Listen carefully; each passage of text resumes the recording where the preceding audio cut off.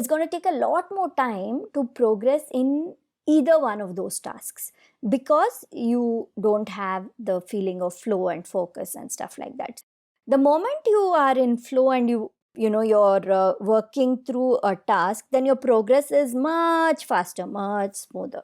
It'll feel slow because time slows down, but it's actually faster because you get ahead a lot faster and you spend many hours going through the one thing and then just chugging along very smoothly.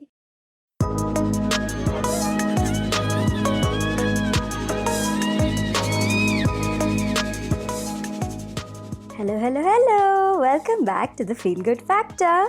I'm Susmita Veganosaurus and I'm so glad you could join me here today.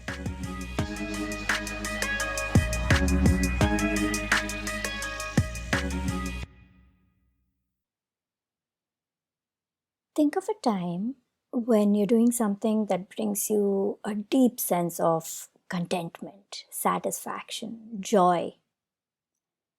You're so deeply involved with what you're doing, so fully focused and present that you don't know what's happening in the world around you. You're not even bothered.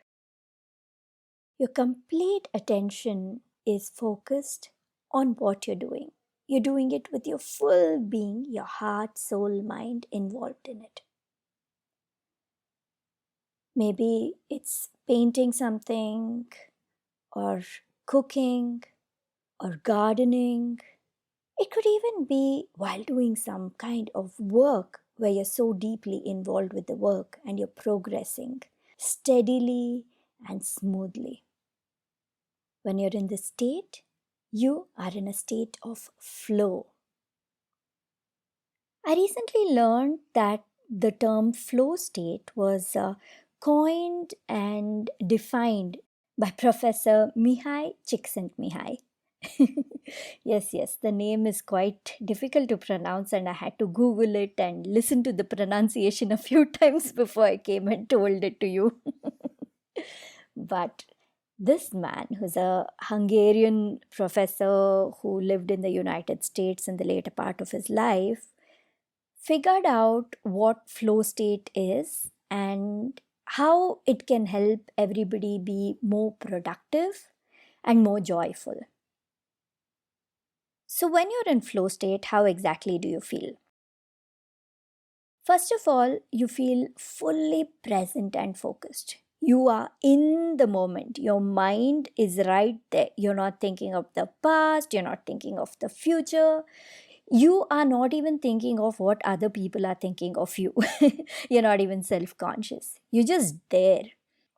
You aren't judging yourself or questioning yourself. There's no little voice in your head saying, this is right, this is wrong, this is how you should do things. You're just doing it, you're just being there. The second characteristic of flow state is you feel no sense of rush or stress or running from place to place or being all over. Time essentially feels like it has completely slowed down. You can focus on all the details of what you're doing, and you feel as if you have all the time in the world to do it. You aren't rushing anywhere. You're just totally stress free and slowed down and just in that moment. And the third feature is that when you resurface from your flow state, you realize that though you thought time had slowed down, it's actually rushed past like super fast in a snap. So you begin doing your work, and then when you come out of it, you realize it's already few hours later, but it didn't feel like few hours later. So it felt like, oh, it was such a short period of time. Now, these are feelings which are beautiful. This is what our minds, our hearts, our whole selves are meant to be experiencing for the maximum part of our lives, of our daily lives. Our days should be spent in flow, should be spent in ease. But often we're too distracted, we're running about, and we deny ourselves this flow state. And by doing that, we're doing ourselves a great disservice because when you're in flow, you feel deeply fulfilled, you have a sense of purpose, and because you have a sense of purpose, it actually brings up your happiness quotient. You feel more joyful with life, and with joy comes hope and a sense of well being. And of course, it makes you a much nicer person, right? You have hope and you have joy, so you're going to be more patient, you're going to be kinder to others, all of it. And you're going to think more positively, you're going to look at whatever comes to you in a more positive light. You will see the best of any situation.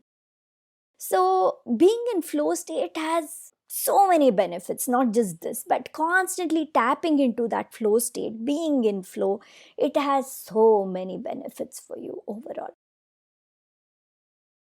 Now, flow is normally associated with either creativity, like an artist being in flow or making something in flow, or it's associated with productivity, which is doing work in flow state. You're just making things happen because you're totally focused on getting things done. Flow is also described as being in the zone. A lot of gamers say this, whether it is a game like an online game or a digital gaming experience, or if it's a sport when you're running around and playing with somebody, playing any kind of a game, or even board games where you're sitting with somebody and playing. In all these situations, people experience flow state. They say that, yes, I'm in the zone, and that's why I'm able to win again and again. That's why I'm able to progress again and again. Now, all this makes it sound like flow state is something that only some people can experience, or you can experience only in certain situations, but that's not true at all.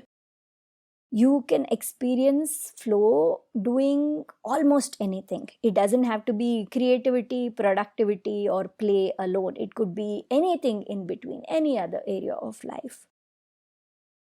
So, even things which you think you may not enjoy, which may seem monotonous, can become enjoyable if you get into flow state. For example, something like data entry. If in the course of any of your work, if you're doing some kind of a repetitive action, which may seem like, okay, it's just going on, and when you look at it from the outside, it may seem like, oh no, it may be boring.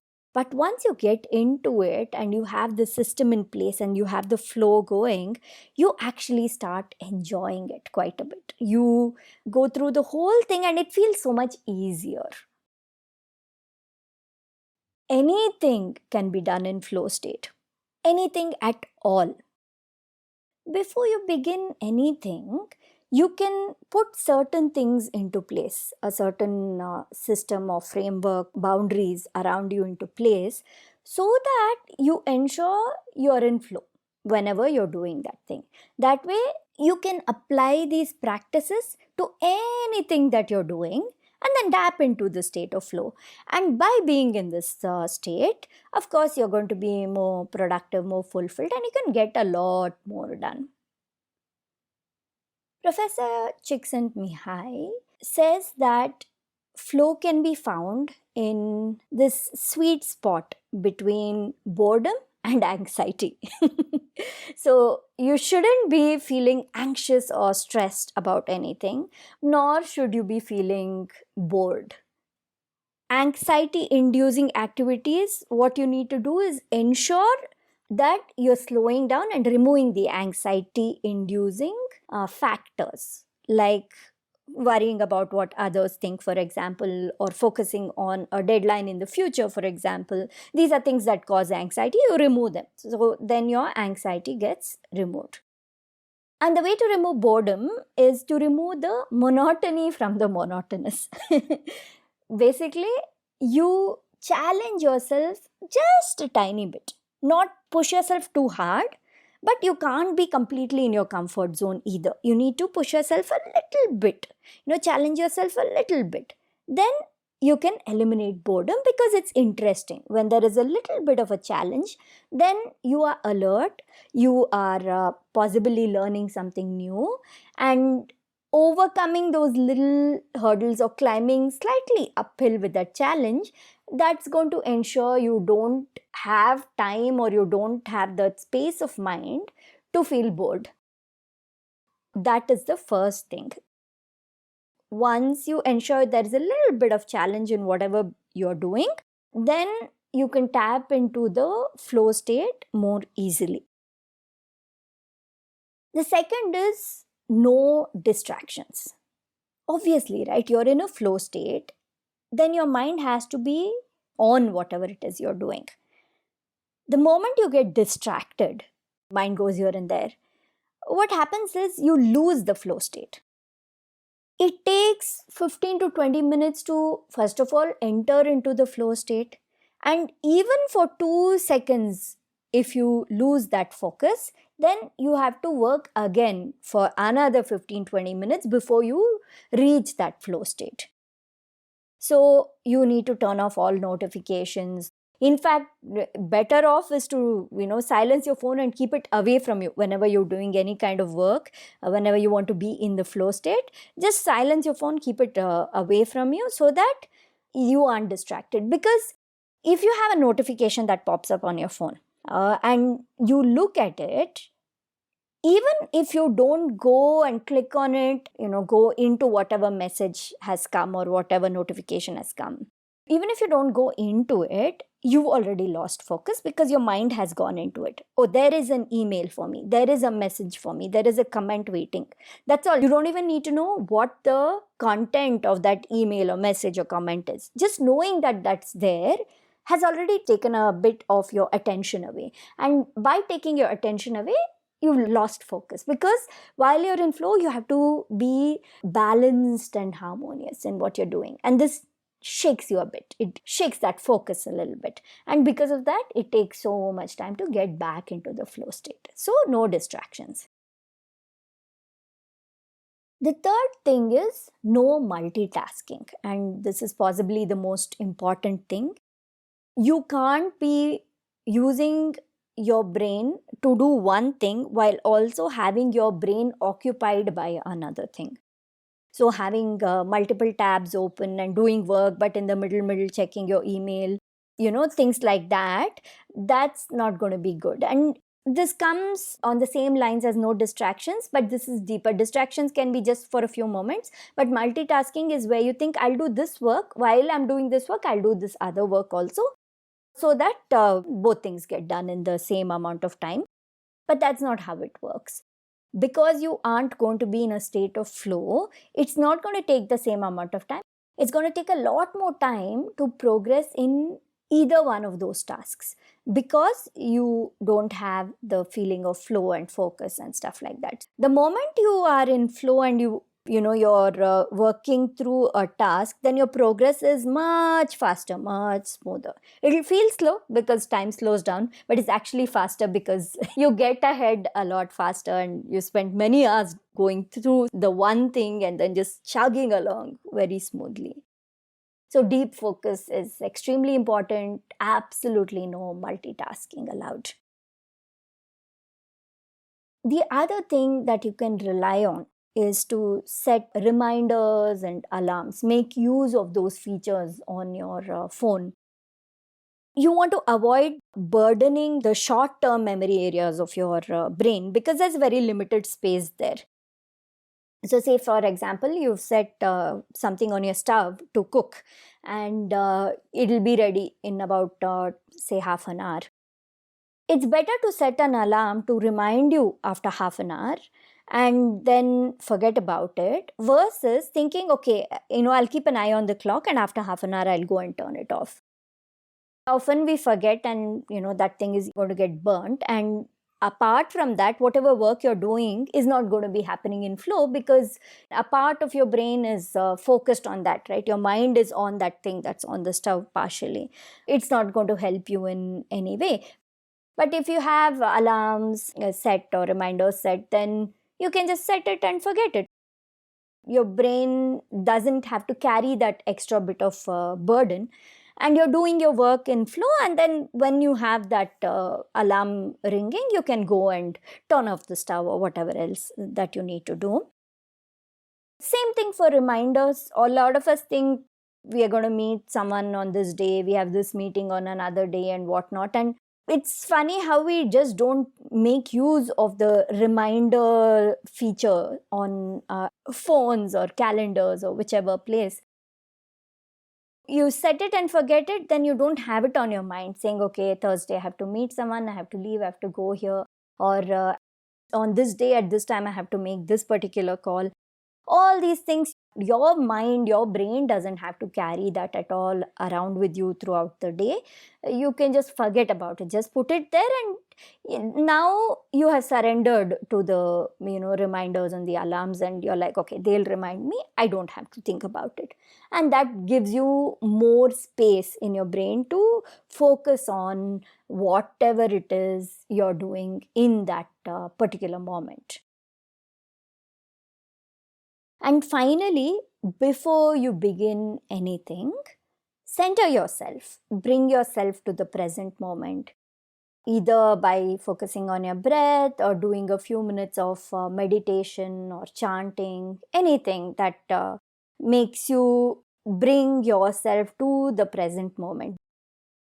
Don't depend on the task itself, that work itself, to bring you to the present. You bring yourself to the present and center yourself, ground yourself before you begin the task. When you do this, when you meditate or breathe and you bring your focus and attention to the present, you're letting go of all the other thoughts, you're letting go of the past and the future, you're letting go of all of that. You're setting this intention, okay, now whatever work I'm beginning, I'm going to be fully involved in that work. And when you set that intention, when you center yourself, ground yourself, and begin, then you're able to tap into that state of flow in whatever work you do much sooner. You almost immediately, as soon as you start, you are in a state of flow. So there's a lot of power and magic in this focusing on meditation, chanting your breath, and stuff like that. So, yeah, these are the 5 things you can do to easily get into a state of flow. And the more you tap into flow, the more productive you're going to be, the more joyful and fulfilled you're going to be. And this works for any area of life, whether it's business, creativity, whether it's playing or being present with your family, whether it's learning something new, whatever it is you're doing. The more you're able to tap into flow, the more sense of purpose and joy and hope and fulfillment you feel in life, and that's just going to serve you so, so, so well. And needless to say, tapping into flow state is extremely beneficial for multi passionates, because we want to do so many things and we have so many thoughts and ideas and interests and areas of life that we want to pursue, that when we pursue something, the more we get into flow, the better it is for us. We feel a sense of moving forward that we so desperately feel the need for, and moving forward in multiple areas of life simultaneously. That is a very important thing for multi passionates. And just setting that intention that you're going to tap into flow state as much as possible through your daily life is going to help you on your journey of being a multi passionate person. I'm creating a course for multi passionate people, whether you're an entrepreneur, creator, artist, homemaker, whatever it is. When you're interested in many things, if you have many talents and skills that you want to pursue and you want to learn from various areas, various subjects, whatever it is, if you have more than one interest, skill, talent, passion, then this course is just for you. Join my newsletter, the Feel Good Tribe. Go to my website, veganosaurus.com, veganosaurus.com/newsletter, and sign up. In my next newsletter, I'm going to share all about this upcoming course. And if you're interested, I would love to have you be a part of the course. All right, talk to you next week. Take care. Thank you so much for listening to this episode of The Feel Good Factor. I'm Susmita Veganosaurus, and I'm looking forward to talking to you again very soon. Bye.